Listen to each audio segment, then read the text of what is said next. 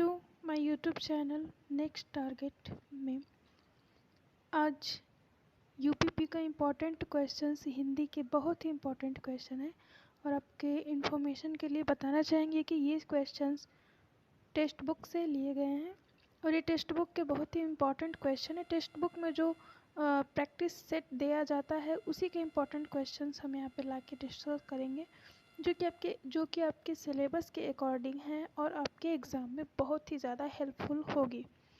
तो चलिए देखते हैं पहला क्वेश्चन इसमें क्या है।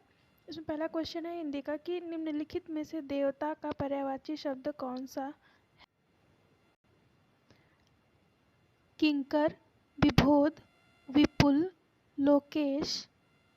कौन सा देवता शब्द का पर्यायवाची शब्द है? तो इसमें जो है देवता शब्द का पर्यायवाची शब्द विपुल है। विपुल जो है वो देवता शब्द का पर्यायवाची है। अगला क्वेश्चन देखते हैं।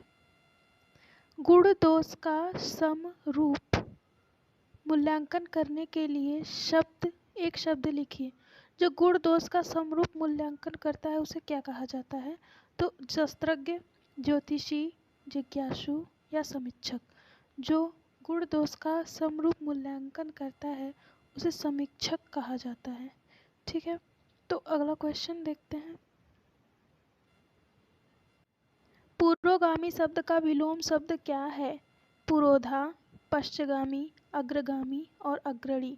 तो इसका right answer option number B, पश्चगामी। तो पूर्वगामी का सही विलोम शब्द पश्चगामी होता है।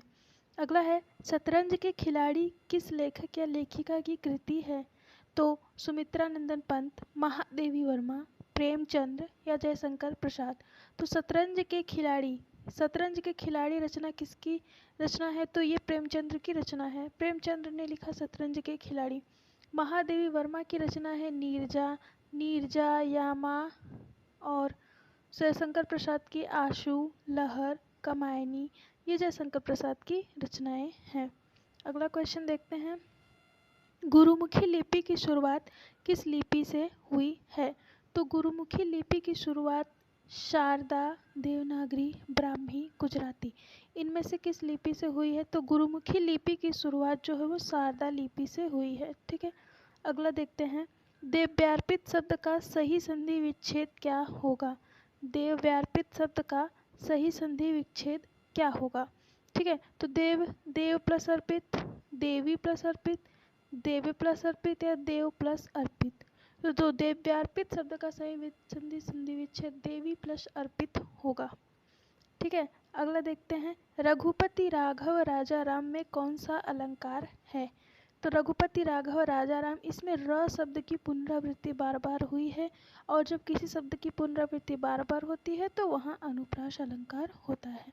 ठीक है, अगला देखते हैं। निम्न में से हिंदी की मानक वर्णमाला में स्थान नहीं दिया गया है। तो हिंदी की मानक वर्णमाला कौन सी नहीं है इसमें ये बताना है। तो श्री, त्र, ज्ञ, छ। तो हिंदी की मानक वर्णमाला इसमें से कौन नहीं है? तो जाहिर सी बात है जिसमें मात्रा लगी है तो ये हिंदी की मानक वर्णमाला नहीं है। ठीक है, अगला क्वेश्चन है।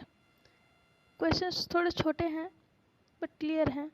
जलेबी में मिठास अधिक है, रेखांकित शब्द का विशेषण बताइए। तो जलेबी में मिठास का विशेषता क्या है? मिठास क्या है? मिठाई, मीठापन, मीठा या चीनी। विशेषण वो होता है जो किसी संज्ञा या सर्वनाम की विशेषता बताता है। तो मिठाई का विशेषण बताना है तो इसका जो होगा मिठाई, मीठा आम, मीठा कुछ भी होता है, मीठा चीज़ होता है तो मीठा होता है मिठाई का। ऑप्शन नंबर सी इसका राइट आंसर है। ठीक है, अगला क्वेश्चन है।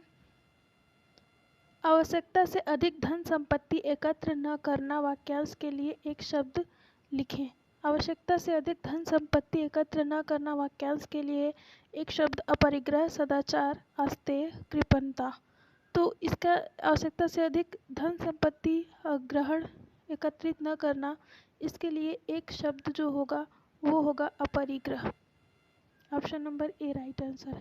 अगला है शुद्ध वर्तनी वाले शब्द का विकल्प का चयन कीजिए।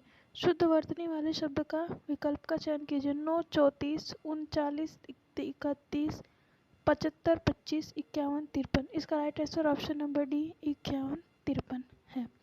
अगला क्वेश्चन है, किस विकल्प में इत प्रत्यय का प्रयोग हुआ है? इत प्रत्यय का प्रयोग तद्धित रूप में हुआ है। मापित, लिखित, याचित और दुखित। इसका right answer option number D दुखित। अगला है, पापा ऑफिस से लौट आए, यह वाक्य किस क्रिया का उदाहरण है? नाम धातु क्रिया, पूर्णकालिक क्रिया, प्रेरणार्थक क्रिया, संयुक्त क्रिया।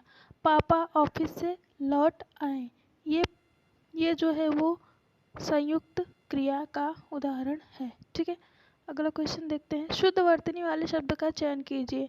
अनाधिकार, अनाधिकार, अनाधिकार, अनाधिकार, अनधिकार या अनधिकार।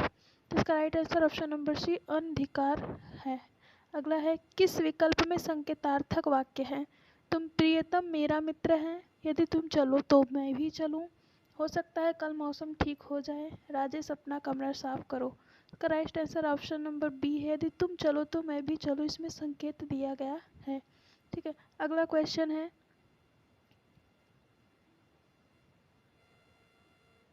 मेरे मित्र ने मेरी सहायता की, इस वाक्य में कौन सा कारक है? तो कर्ता, कर्ता कारक की पहचान जो है ने लगा रहता है, कर्म कारक की पहचान को लगा रहता है, कर्ता ने कर्म को, करण की पहचान से लगा रहता है, करण से, संप्रदान के लिए, संप्रदान की पहचान के लिए रखा रहता है।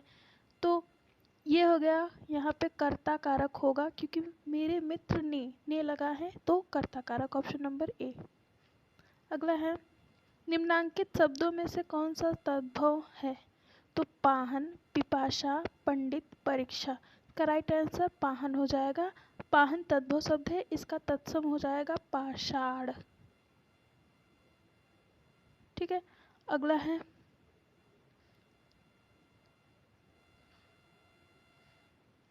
आदमियों को भेड़ बकरियों की तरह हाँकने का जमाना अब नहीं रहा। कोष्टक में दिए गए वचन शब्दों का वचन बदलिए। तो भेड़ बकरियों को वचन चेंज करना है, भेड़ बकरियों को, तो भेड़ बकरियों, भेड़ बकरियों, भेड़ों बकरियों, भेड़ों बकरियाँ, भेड़ बकरियाँ। तो इसका राइट आंसर हो जाएगा ऑप्शन नंबर डी भेड़ बकरियाँ। अगला है, शम किस रस का स्थायी भाव है? शम, शम किस रस का स्थायी भाव है? भक्ति रस, शांत रस, करुण रस, इनमें से कोई नहीं। Right answer option number B शांत रस।